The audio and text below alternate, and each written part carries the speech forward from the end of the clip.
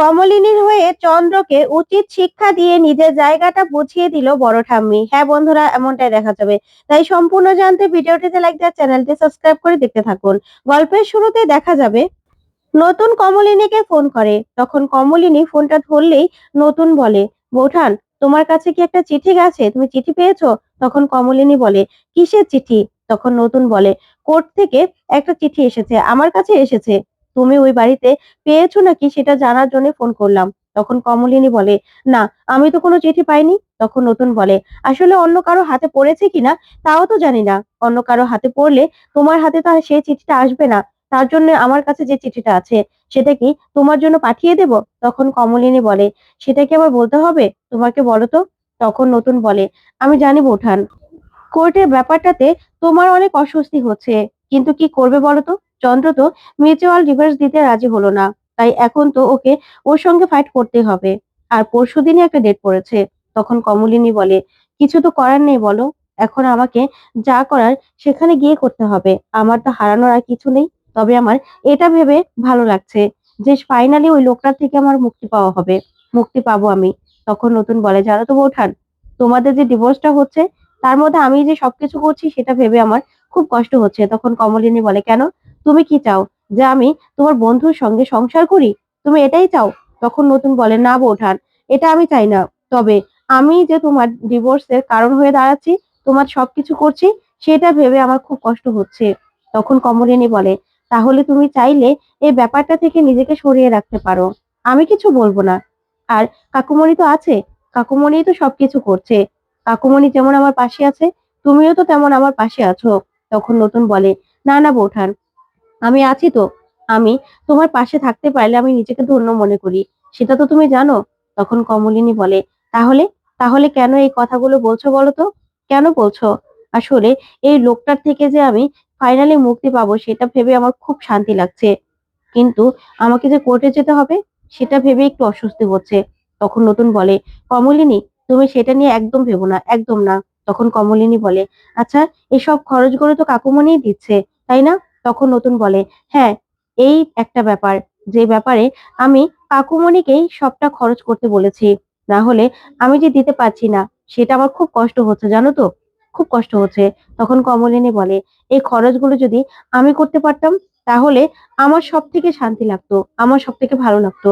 আচ্ছা, আমার কিছু গয়না? তখন নতুন বলে, না বৌঠান না, একদম না, তুমি এই কথাগুলো একদম বলবে না। আর তোমার কি টাকার অভাব আছে নাকি? তুমি সেই টাকাগুলো দিয়ে শোধ করে দেবে, বুঝতে পেরেছো? তখন কমলিনী বলে, আমার টাকা আছে? আমার টাকা বলতে? তখন নতুন বলে, কেন? এই অধমের যা কিছু আছে সবকিছু তো তোমার, সেটা কি তুমি ভুলে গেলে? আমার ভাঙাচোরা যা আছে সবকিছু তোমার, আমি তো সবকিছু তোমাকেই দিতে চাই।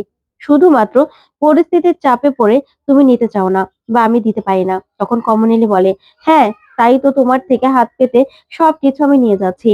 তখন নতুন বলে, না, তুমি হাত পেতে কখনো কিছু নেওনি, আমি তোমাকে দিয়েছি, বুঝতে পেরেছো? তারপরে কমলিনী নতুনকে বলে, জানো তো, ওরা মনে হচ্ছে কিছু একটা ঘোট পাকাচ্ছে, ওই সোহিনী আর সোহিনীর মেয়েকে কোথাও পাঠিয়ে দেওয়ার ব্যবস্থা করছে। কারণ আমার শাশুড়ি মা, সে তো আবার গয়না বিক্রি করে ছেলের হাতে টাকা দিয়েছে, তো সেই টাকা দিয়ে ও ফাইট করবে আর ওদেরকে এখান থেকে সরিয়ে দেবে। তাহলে তো আমরা প্রমাণও করতে পারবো না যে 20 বছর আরেকটা বিয়ে করে সেখানে ও সংসার করেছে। কি হবে বলো তো? তখন নতুন বলে, তুমি একদম চিন্তা করবে না কমলিনী, তোমার, তুমি যেটা সত্যি সেটাই বলবে। আর সত্যিটা কখনো চাপা থাকে না, সত্যিটা সত্যিই থাকবে, বুঝতে পেরেছো? ও যতই লুকোনোর চেষ্টা করুক না কেন, ওর ঠিক সাজা হবে। ও ফাইট না করলেও পারতো। তখন কমলিনী বলে, আমি তো এটাই বুঝতে পারছি না, ও কেন ফাইট করছে আমার সঙ্গে থাকার জন্য, যেখানে আমি ওর সঙ্গে থাকতে চাইছি না। আর ওরা যে কি করছে কিছু জানি না। কোন উকিল ধরেছে তুমি জানো? তখন নতুন বলে, না, আমি এখনো জানি না, তবে দেখবো কোন উকিল ধরেছে। তখন কমলিনী বলে, তুমি যাবে তো? তখন নতুন বলে, তুমি বললে তো আমি অবশ্যই যাব। জানো তো, কোর্টে তোমাকে আমাকে নিয়ে অনেক কথা শুনতে হবে তোমাকে, তারপরেও আমি যাব। তখন কমলিনী বলে, কত খারাপ কথা শুনেছি, কোনো খারাপ কথা কি শুনতে বাকি আছে? আরো না হয় শুনে নেব, তাতে আমার কোনো সমস্যা নেই। তখনই নতুন বলে, তাহলে আর কি, আমি ভেবেছিলাম বাইরে থাকবো, কিন্তু না, এখন আমি ভিতরেই থাকবো। তখনই কমলিনী বলে, তুমি আরেকটা বিয়ে করবে? তখন নতুন বলে, তুমি আমাকে আরেকটা বিয়ে দেবে? আমার তো তোমার সঙ্গে কত আগেই বিয়ে হয়ে গেছে, মনে মনে বিয়ে হয়ে গেছে কম, তোমাকে আমি নিজের স্ত্রীর জায়গা দিয়েছি, সেটা কি তুমি ভুলে গেছো? তখন কমলিনী এই কথা শুনে খুশি হয় আর বলে, আমার কান জুড়িয়ে গেল, বিশ্বাস করো। আমার মনটাও জুড়িয়ে গেল, আমার চোখও জুড়িয়ে গেল তোমার কাছ থেকে এই কথাগুলো শুনে। তখন নতুন বলে, তোমার তোমার পাশে আমি থাকতে পারলে সারা জীবন ধন্য হয়ে যাব। তোমার পাশে আমি থাকতে চাই, বিশ্বাস করো। তখন কমলিনী বলে, সত্যি স্বতন্ত্র, আমিও আমিও তোমার পাশে থাকতে চাই, সারাটা জীবন তোমার সঙ্গেই থাকতে চাই। তারপর কমলিনী বলে, আচ্ছা ঠিক আছে, এবার রেখে দেই, হ্যাঁ। এই বলে ফোনটা রেখে দেয়। ওইদিকে দেখা যাবে চন্দ্র একটা চিঠি নিয়ে এগিয়ে আসে আর এসেই বলে, মা দেখেছো, চিঠি এসেছে, চিঠি। তখন সবাই সেখানে চলে আসে আর ঠাম্মি বলে, চিঠি? কিসের চিঠি? তখন চন্দ্র বলে, কোর্ট থেকে চিঠি এসেছে, পরশুদিনই হিয়ারিং এ ডেট পড়েছে মা, আমাকে কোর্টে নিয়ে যাবে তোমার বৌমা। তখনই বড় ঠাম্মি বলে, বৌমা শেষ পর্যন্ত তোকে কোর্টে নিয়ে যাচ্ছে? তখন চন্দ্র বলে, হ্যাঁ বড় মাসি, আমাকে তোমাদের বৌমা শেষ পর্যন্ত কোর্টে নিয়ে যাচ্ছে। আমি তো ডিভোর্সটা দিতে চাই না, আমি তো সত্যি, তাই আমি আর ডিভোর্সটা দিতে চাই না। কিন্তু তোমাদের বৌমা যখন ডিভোর্সটা চাইছে, তার জন্য তো কোর্টে নিয়ে যাবেই, তাই না? কিন্তু সেখানে তো আমার দোষ নেই। তখনই বর্ষা সহ সবাই চমকে যায়। তারপরে দেখা যাবে কুর্চি বলে, কেন দাদা, তাহলে কি তুমি দুই বউ নিয়ে সংসার করতে চাও নাকি একই বাড়িতে? এটা কি করে সম্ভব? তখন চন্দ্র বলে, দেখ কুর্চি, তোদেরকে আমি কতবার বলবো যে আমার সঙ্গে সোহিনীর সঙ্গে কোনো সম্পর্ক নেই, ওকে আমি বিয়ে করিনি। আমাদের আমার তো কোনো কিছু মনেই ছিল না। সেই একসঙ্গে থাকতে থাকতে হয়তোবা সোহিনীর আমার উপর কোনো একটা সিম্পেথি জন্ম হয়েছে, ও আমাকে ভালোবেসেছে, কিন্তু আমি তো সেটা জানি না, আমার তো সেটা মনেও পড়ছে না। আমি তো শুধুমাত্র কমুকে নিজের স্ত্রী বলে মেনে নিয়েছি। তখন কুচি বলে, আর কত লুকোবে বলো তো? তোমাদের এই লুকোনো কথাগুলো না আর লুকোনো নেই, সবকিছু ফাঁস হয়ে গেছে। আর কত লুকোবে তোমরা?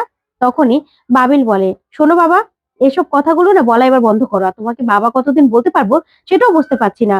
তখন মিঠি বলে, আচ্ছা, এসব কথাগুলো বলার দরকার আছে? তোমাদের এই নাটকগুলো না আমার আর সহ্য হচ্ছে না বাবা। যা করেছো সেটা তো করেছোই, এখনো কি এরকমই করবে? তখন ঠাম্মি বলে, শোন মিঠি, এটা তোর বাবা, বাবার সঙ্গে ভালো করে কথা বলতে হয়, সেটা ভুলে গেলি? তখন মিঠি বলে, না, বাবা বলেই না এখনো ভালো করে কথা বলছি, না হলে বলতাম না। তখন বড় ঠাম্মি বলে, শোন চাঁদু, তোকে আমি একটা কথা বলি, তুই যা করেছিস না সেটার জন্য তোকে পস্তাতে হবে। আর বৌমা যেটা করছে একদম ঠিক কাজ করছে। তুই যখন এই মেয়েটার সঙ্গে বিয়ে করেই নিয়েছিস, তাহলে মেয়েটার সঙ্গে সংসার কর না, বৌমাকে মুক্তি দিয়ে দে। বৌমা তো অনেক সহ্য করেছে। আর তোর মা গয়না বিক্রি করে হয়তোবা হয়তোবা তোকে টাকা পয়সা হাতে দিয়ে দিয়েছে, তোকে ধরে রাখার চেষ্টা করছে। কিন্তু আমার মনে হয় বৌমা যেটা করছে একদম ঠিক করছে। তুই বৌমাকে ডিভোর্সটা দিয়ে দিলেও পারতি। তখন চন্দ্র বলে, না বড় মাসি, তোমরা বুঝতে পারছো না, আমি যেটা বলছি সেটাই সত্যি। আমি কমলিনীকে ছাড়তে চাই না। কেন ছাড়বো বলো তো? কারণ আমি তো কোনো ভুল করিনি, এই মহিলার সঙ্গে আমার তো কোনো সম্পর্ক নেই। তারপরে চন্দ্র সোহিনীকে বলে, আচ্ছা সোহিনী, এখনো তো সবটা সত্যিটা তুমি স্বীকার করবে, কারণ তুমি তো দেখতেই পাচ্ছ আমার অবস্থাটা কি। এখনো যদি সব সত্যিটা তুমি সবার সামনে না বলো, তাহলে সবাই আমাকে ভুল বুঝছে। তুমি কেন সেটা বুঝতে পারছো না বলো তো? তুমি চোখের সামনে দাঁড়িয়ে দাঁড়িয়ে সেটা দেখবে, আমাকে সবার সামনে ভুল প্রমাণ করবে। কিন্তু সোহিনী একটা কথাও বলে না। তখনই দেখা যাবে বর্ষা বলে, ঠিকই তো বাবা, আপনার তো কোনো দোষ নেই, আপনি তো আপনার বউয়ের সঙ্গে সংসার করতেই চাইছেন, তাই না? তারপরে কমলিনী সেখানে আসে আর এসে বলে, মিঠি চলো, আমার সঙ্গে চলো, তোমার সঙ্গে কথা আছে। তখনই মিঠি বলে, মা তোমার কাছে কোনো চিঠি এসেছে? তখন কমলিনী বলে, চিঠি এসেছে কিন্তু আমার কাছে আসেনি। তখন বর্ষা বলে, নিশ্চয়ই নতুন কাকুর কাছে এসেছে, তাই না মামনি? নতুন কাকুর বাড়িতে এসেছে।